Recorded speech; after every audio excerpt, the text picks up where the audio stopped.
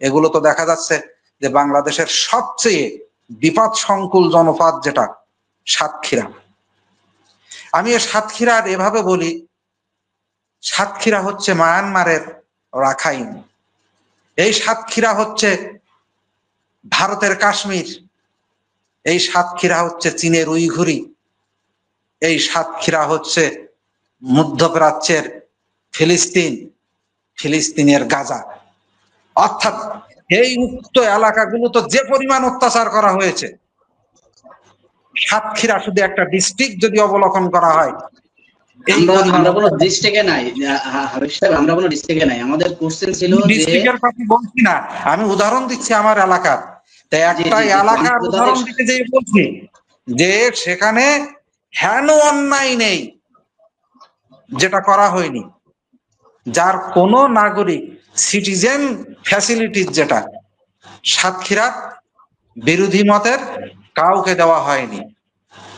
অনুরূপ ভাবে আন্তর্জাতিক অপরাধ ট্রাইব্যুনাল যেটা ছিল, এর শুধুমাত্র আন্তর্জাতিক শব্দটাই হচ্ছে আন্তর্জাতিক, আর সবগুলো ছিল হাসিনার এবং তার দোসরদের সাজানো। ন্যায় বিচার বলতে এখানে কোনো কিছু হয়নি। হিংসার বশবর্তী হয়ে বিএনপির সাথে জোটে যাওয়ার কারণে, জোট ভাঙার কারণে তদানীন্তন সরকার জামাত এবং বিএনপির কিছু নেতাকে জুডিশিয়াল কিলিং এর মাধ্যমে ইতিহাসের জঘন্যতম নজির স্থাপন করে গেছে।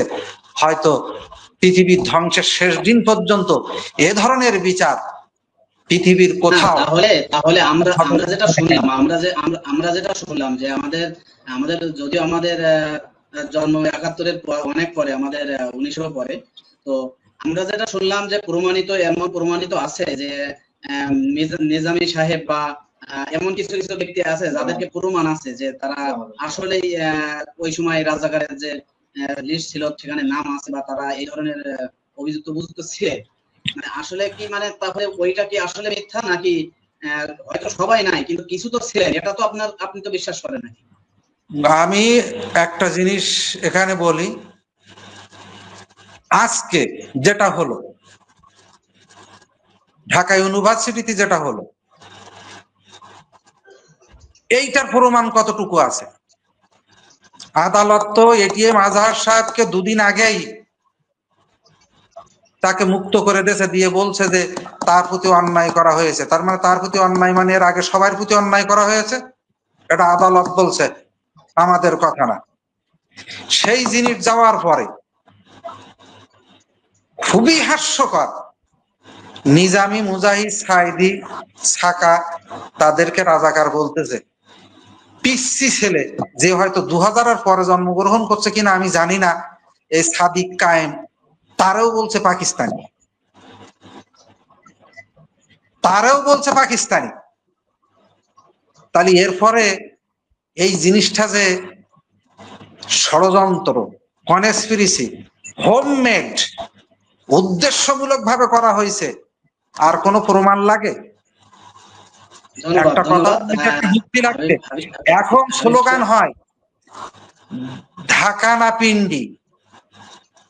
আমার জন্ম ৭১-এর পরে, ৭৫-এর পরে, সবই ঠিক আছে।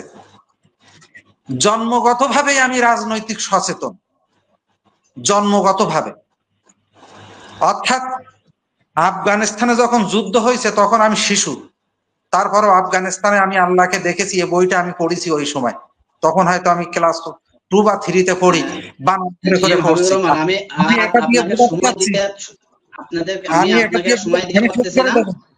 আমি শেষ করে দেব। আমি এটা দিয়ে বুঝাতে চাচ্ছি যে জামাত নেতারা কখনো কি তাদের এই বিশাল দুঃসময়ে পাকিস্তানের পোয়া উচ্চারণ করছে? পিন্ডিতে কি কোনোদিন গেছে? এই ধরনের উদ্দেশ্য প্রণীত এবং সম্পূর্ণ হোমমেড অজুহাত দিয়ে, একটা আদালত দিয়ে একটা জাতির প্রতি চরম জুলুম করা হয়েছে। এটাই হচ্ছে আন্তর্জাতিক অপরাধ ট্রাইব্যুনাল সম্পর্কে আমার ফাইনাল কথা, যে একটা জুলুম। ধন্যবাদ।